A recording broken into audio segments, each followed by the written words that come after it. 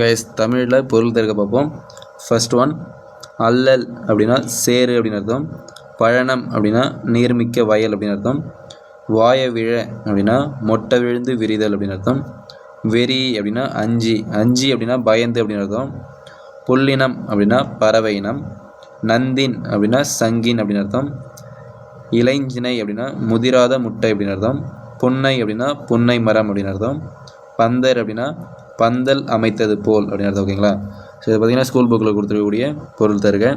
So அல்லல் அப்படின்னா சேரு, பழனம்னா நீர்மிக்க வயல், வாய விழ அப்படின்னா முட்டை விழுந்து விரிதல், வெறி அப்படின்னா அஞ்சி, ஸோ அஞ்சி அப்படின்னா பயந்து அப்படின்னு சொல்லுவாங்க. புல்லினம் அப்படின்னா பறவை இனம். நந்தின் அப்படின்னா சங்கின் அப்படின்னு அர்த்தம். இளைஞ்சினை அப்படின்னா முதிராத முட்டை. புன்னை அப்படின்னா புன்னை மரம். பந்தர் அப்படின்னா பந்தல் அமைத்தது போல் அப்படின்னு சொல்லிட்டு சொல்லுவாங்க. ஸோ இது உங்களுக்கான கொஸ்டின் கைஸ். ஔடதம், ஸோ இதுக்கான பொருள் தெரிஞ்சவங்க கமெண்ட் பண்ணுங்கள்.